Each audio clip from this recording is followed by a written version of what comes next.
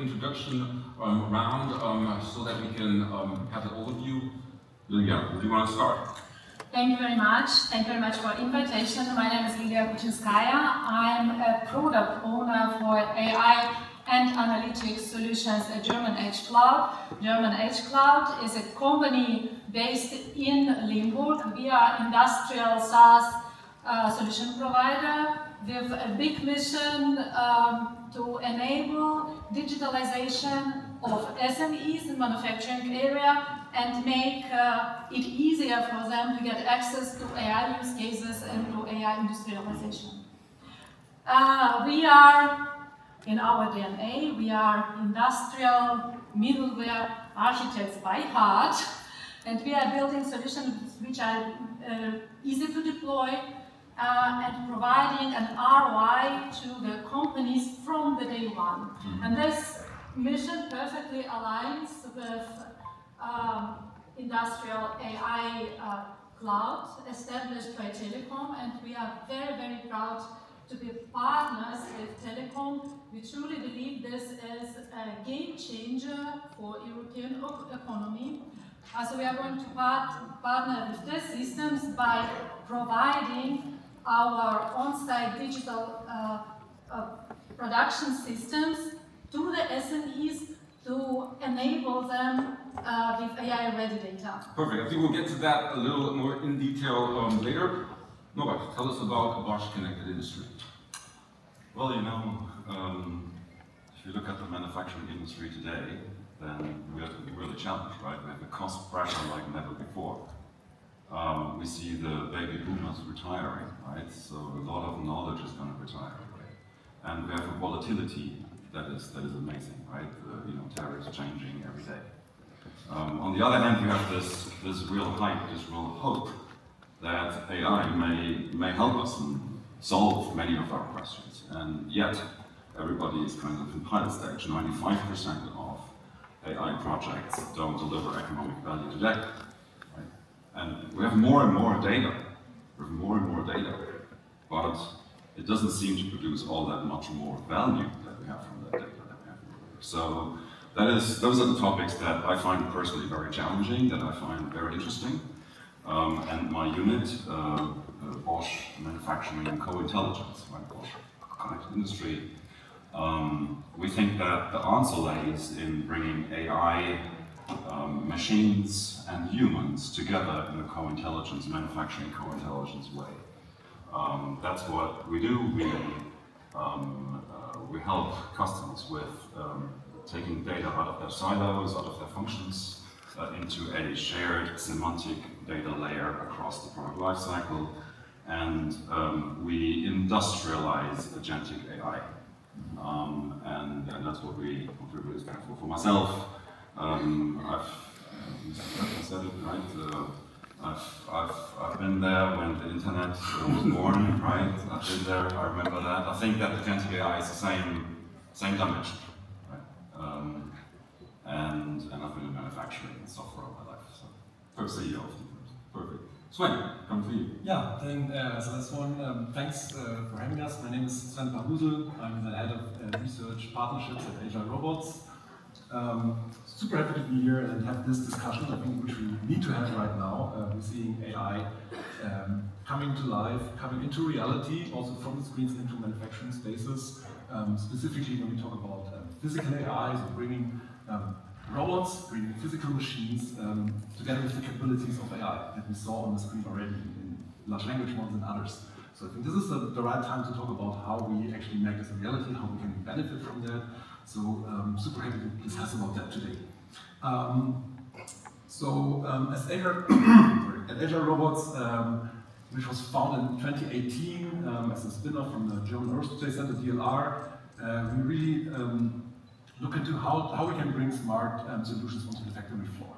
So coming from developing arms, hands, we have mobile systems, HAPs, AMRs, and of course also our new humanoid robot, Agile 1, which you saw in the opening very nicely, which actually we will present to the public the first time this year on Hannover Fair. So come by the booth, you will see the robot, the humanoid robot there.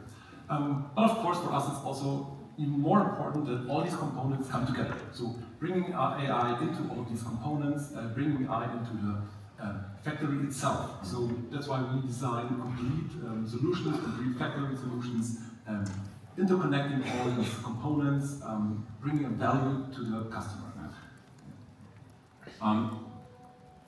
What I find totally hard to get a grip on is that if you look into the media, you have to feel like AI is everywhere and AI is already fully implemented in all sorts of factories. So, and if I hear you, 95% of AI use cases aren't even really bringing any benefits to the companies. What is actually the state of AI today? If we're looking at the vision and if we're looking to what is really implemented. So when you speak with customers, what do they tell you? How much AI is in industry in Germany, in Europe right now? So I think AI in Germany is industrial reality for large companies, while for small and medium enterprises, a smart factory is a little bit too big word. Let's put it this way, and we see that SMEs are adopting AI, but very selectively and choosing the very proven high ROI use cases where they are more careful. Globally, I think in terms of Gen AI, this was a big hype, and according to Gartner, we are now in a truth of disillusionment, which is a very, very good phase where everyone did see already what does it really mean, what is the difference between the proof of concept and the good results, even and the real industrial AI implementation. So the focus now is shifting in the companies to getting AI-ready data and to the data governance itself. Okay. Would you agree with that? Yeah, look, I think we're all seeing in our personal lives, right? Everybody's using some GPT, some Gemini, something. And we see those great personal productivity improvements, and we think that those are directly translatable to manufacturing companies, and then we're disappointed if it's not that easy. 95% don't deliver value yet, right? We think the 5% that deliver value, what they really get right, is that they start from the KPI that they want to improve, right? We want to improve that KPI, that process, and we know exactly what we want to improve. That they get there with domain know-how, right? About how that process needs to change. That they are able to have that data foundation right? Because if the data is not there, your agents are not gonna produce the results. And those are some of the things that companies need to get right, need to focus on, right, to scale that. We are in our world, we're finding some of our customers, they are now in a stage where they, we're trying to find industry common problems and bring them into agents. Is our first wave of products that we have. We're bringing out a second wave of products at Hannover Messe that we will talk about there and then, right? Okay. But those use cases, experts are scarce, especially at night, right? When the machine, when the line stops, maybe that expert that is needed is not there, and the agent is giving you the response, and the line can be brought back on stream right at night, not waiting for until in the morning, right? So those are some real improvements that customers are seeing. Customers are saying, on day 2, that agent has the same quality of response like our senior expert. And that's an unfair advantage because the agent is trained with all data from multiple sites, multiple lines, comes in with our Bosch production know-how, right? So it's unfair advantage almost, right, for this agent. And this is how we see agents and humans working together. Those are use cases that really scale. Okay, because let's talk about concrete use cases later, because I find that very interesting. We have concrete examples for what you guys do for your customers. But some words from your side. Yeah, specifically now we see that regarding the state of where we are, I think we see that a lot of early adopters do really good products, and they show value of AI in their industry, in their production. And of course, I think you have to distinguish a little bit between the levels. I think you can have AI which is directly connected with the machine itself on a higher level. So I think we're looking at many different layers and see it as a hierarchical approach. And that's also why you can see benefits already, of course, AI in vision, for example, for a long time already, right? Really proven to be there and successful. But of course, also the robotics layer or higher makes a lot of sense. And we work together with many customers already that use that and that work as a front runner on bringing AI to market. For example, because you asked for the examples, Daimler Truck, with which we do gearbox assembly with an AI-powered dual arm system. So this is really interesting applications that we see now, only a few yet, of course, but we see the benefits and we see that many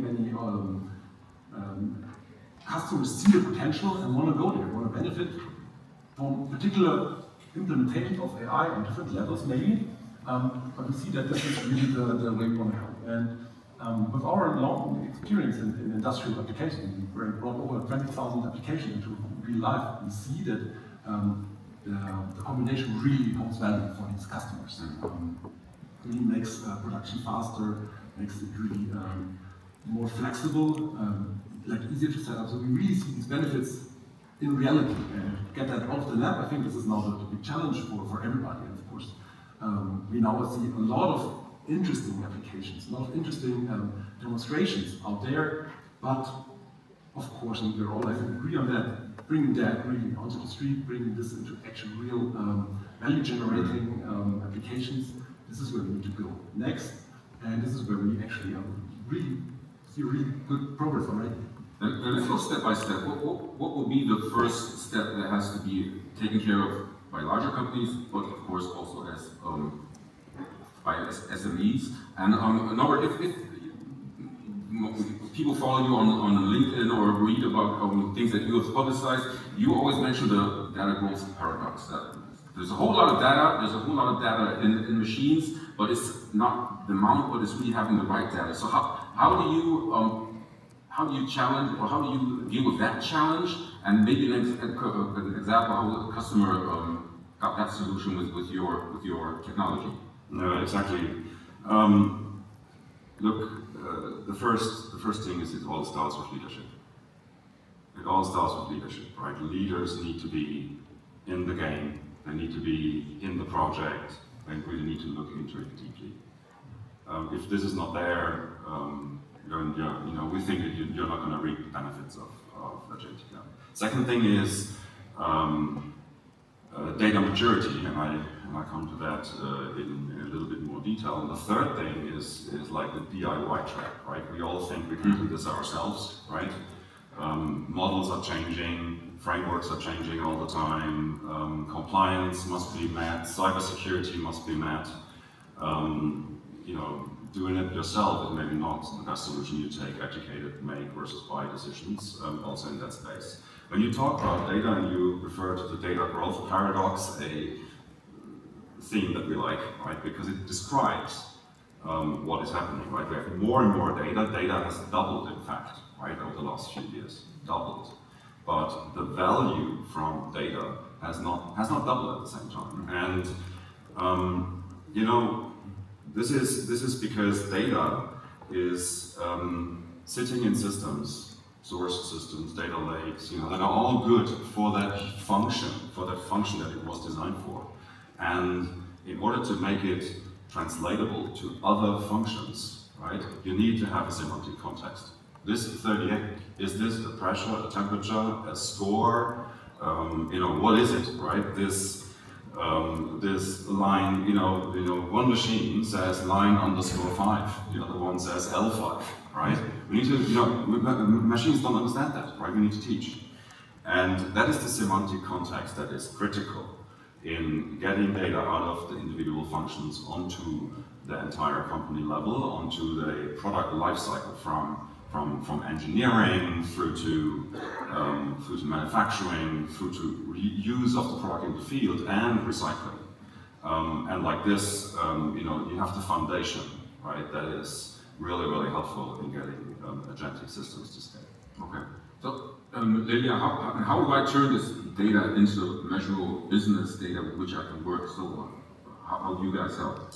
So, in particularly small and medium enterprise area, I think before we talk about using data for AI, we first need to talk about data at all, about digitalization itself.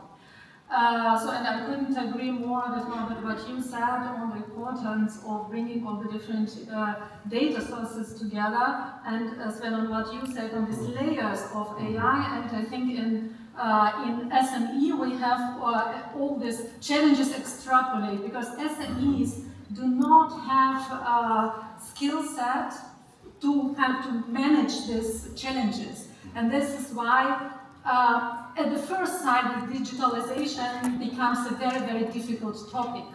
However, what we see and what we do, and to get back to your question, how can we turn the data to information, to knowledge, to the business value?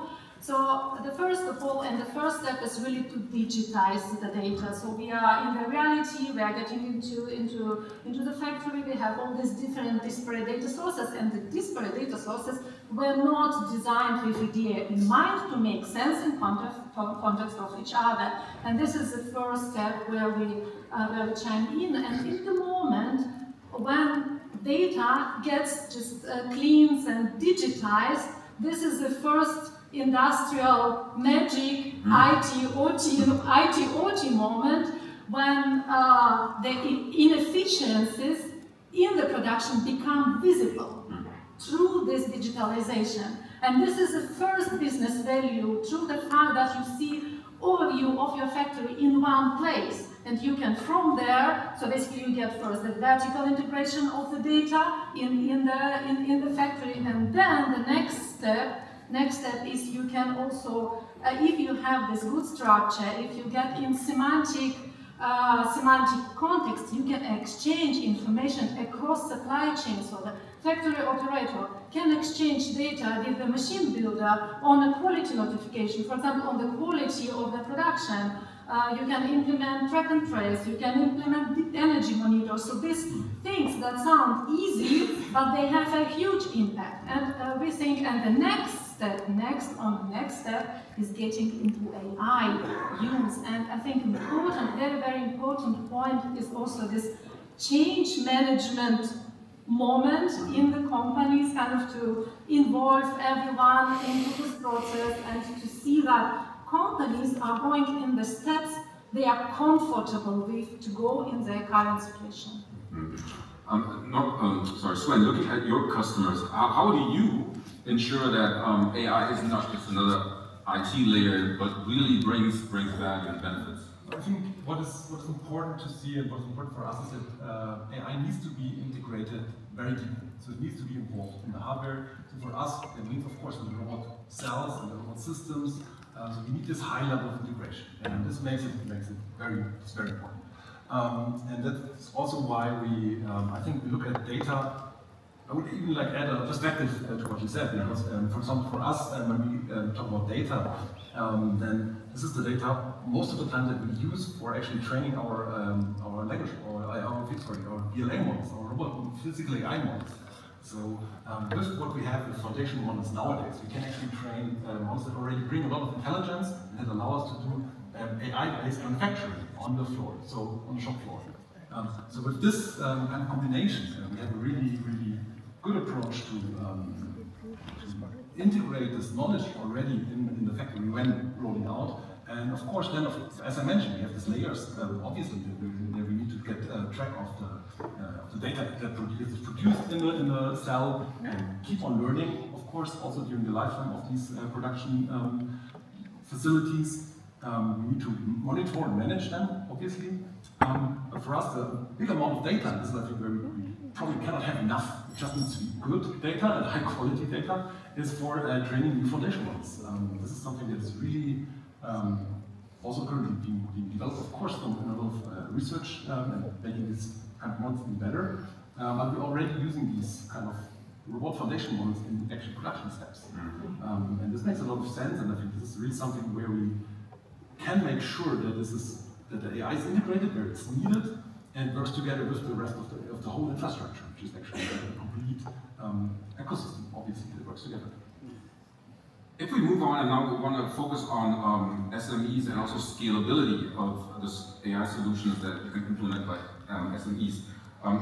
Norbert, what would be interesting for me is, are there any fundamental differences between SMEs and large corporations when implementing AI, apart from large corporations maybe also bringing more turnover for you and smaller companies like being more hard to convince to go these steps with you? So how do your customers react? You know, I think both are looking at the same challenge, right? Both are looking at the same challenge. They both start from leadership. They both must start from KPI improvements. We need strong SME participation, no question. It's the backbone of Europeans' industrial network, right? And you know, the bigger ones, they may find it easier to attract talent for agentic AI, and the smaller ones maybe not that easy, but then in pockets it's also different, right? I think those are by large similar challenges, and you know, we've got to look at how we take this into economic value. And I think the panel here, by large, what I'm hearing is, you know, we're in consensus about, it's about data and about unlocking data from where it is into a larger value to create more data-driven value. And it's about taking agentic AI out of that pilot project and really thinking, what does it take to scale this globally, right? And then deliver the economic value that we're all looking for. Yeah.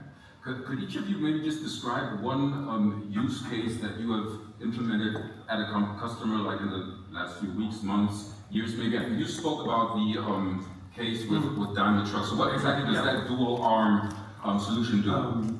So I mean, just maybe quickly, what we do there is assembling of multi-step assembling with two arms of a gearbox assembly, which uses AI in control, uses AI of obviously vision algorithms for detecting objects. So this is something where we have a high integration of these components on a low level, but then of course also integrating it into a more complex system. So I think this is really something where we could show that this works. We could, together with the customer, of course, work on that and I think prove and bring that to the next level, like already out of the lab. This is really. How long did that take from project start to implementation? I don't know. Okay. No, I don't have that number. Is it a topic of years or is it a topic of months? I mean, you have to see at the moment we're doing a lot of early work on that. Right? Okay. I mean, so it's a bit difficult to say that since there's a lot of collaboration on different levels involved, and we talk about some different components. But in the end, of course, this is. We see that this speeds up now. We see that with like having more having prepared foundation models, like I mentioned, they get more capable. And we have more and more players also in that field, get easier ways to generate data to train our models on new applications. And of course, this is, if you do it like early, of course it takes a bit longer, but this is something that we really see scaling. And obviously we're super happy to work with like the big customers that already have the capacity to do that very early, and of course also on our way to bring it to the SMEs. Yeah. Lilija, what's your favorite use case you guys implemented by customers? Well, all use cases are my favorite use cases. I'd maybe pick use case we will be showcasing also at Hannover Messe. It's a digital industrial engineer. This is a use case where we not only use a machine data, but we also use digital knowledge of the expert to augment engineer processes. And it was here. It was a very, very inspiring process of working on this use case, because we worked really at SME. We were really with the factory, looking at what factory is doing and asking what exactly is what knowledge-based use case, what would help you to bring some immediate value in your working processes. And we came up with this use of knowledge of the industrial engineer, for example, for automated working step adjustment or to adjust the document and augment this process. And here, I think this Norbert was also mentioning importance of these different knowledge types, yeah, and this is really a key point, I think, now also to understand that not only structured data or not only numeric data is a source for information, but what is in fact in the documents or in the heads of employees who are maybe also leaving the company. And it is strategic factor to digitize this knowledge and to make it available and actionable in the process. Okay, okay. Norbert. You know, we all talk about AI now, right? There is so much value in the data itself. And once you started to give semantic context to your data, and once you've created a digital twin of your products, and on our platform we run 700 million digital twins of products, then service managers, right, they can reduce the time it takes to respond and increase the quality of response to the customer so that they can resolve issues on the first call. Compliance managers, they can cut the time it takes to report in half. Quality managers, right? They can save on the warranty cost by accelerating much the time on root cause analysis, big time. Product managers, they can fulfill the dream and suddenly take data-driven product management decisions, right? And chief digital officers, they then have this data foundation that can grow new use cases so much easier, right? And you know, we've done an analysis, you know, on semantically enriched data. The response of Gen AI systems is about 3 times as good as without that context, because you've got the context. And then on the AI side, I started to explain a little bit on the shop floor how the line has a problem at night, and you know, the agent helps to bring that line back up to speed. Obviously, this is helping the person on the shop floor, but the agent will also write back into the shift book, you know, and make a correct, complete entry, right? People who've worked on shop floors, they know that this is not always the case, right? It can trigger the maintenance agent to adapt the maintenance schedule. It can trigger the continuous improvement agent, right? That will, take the plant on a new level. It can trigger a whole series of multi-agent interaction across several functions that I find technologically most advanced and most KPI-oriented in that sense.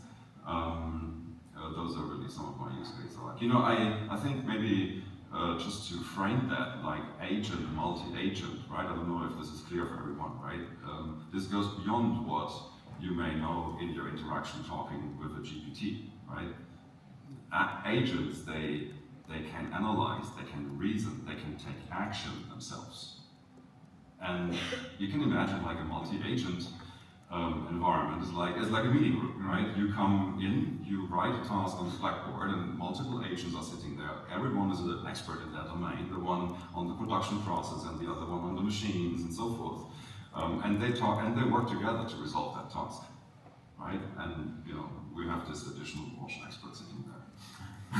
Perfect. I think that's a good switch to my actually last question, because we're through with our time. If we happen to meet again, like to the Hannover Messe Preview 2030, and I were to ask you what would then indicate that Europe has succeeded in AI-driven industry applications, what would have to happen until then? Well, what I wish that we have a great adoption of industrial AI cloud, and that more and more SMEs are getting access to advancement of technologies, even if this is not their core knowledge. And maybe in 2030, you said, yeah, one of the panelists is an SME who are explaining us and telling us exactly what are the cost savings, how did they improve their efficiency. Good idea, I have to note that, I don't forget it. Nice. Norbert. Well, look, if you're closing, I started this off with talking about the challenges of our industry today. Cost pressures, right? Boomers retiring, volatility, right? If we can respond to those challenges in a better way with data and AI, then we know we are in the right place. We will know that also if we're running AI at scale, right? If we've taken it out of the pilot project into scaled discipline rollouts across the company, and we know what API improves. We will know if SMEs participate to this in the same way as large companies. I think this is a huge opportunity for everyone. Huge opportunity, and I think this will give us some indication. Yeah, can sign that, of course. So I think when we look at, I mean, this is not only 3-4 years, it's not that much of time, but I think we can even ask the other way around. So if we don't succeed, if we don't participate in that movement, I think we will have big problems down the line. We will see that we will lose new business ideas from Germany, from Europe. We will see that we lose talent. So I think this is really important that we succeed there and that we participate and that we are boldly doing that. Going with AI and seeing where it makes sense to use it there and really make sure that SMEs also are taken along, obviously, or are empowered to use these new tools. And I think this is really something that, that we have to. I think it's not even a question of what if we not succeed. We have to succeed there. This is it's important, I think. Perfect closing words. Lilija, Norbert, Sven, thanks a lot for your insights. What I took with me was we have to gain the data, we have to unlock the data, and then the next step will going to be agentic physical AI solutions. All three of you guys will still be with us during the afternoon, so they all have like a stand outside. So if you have any further questions, want to deep dive into more of the topics that we just touched more or less on the overview, please get in touch with those three of them this afternoon. Thanks for having us. We're here all night.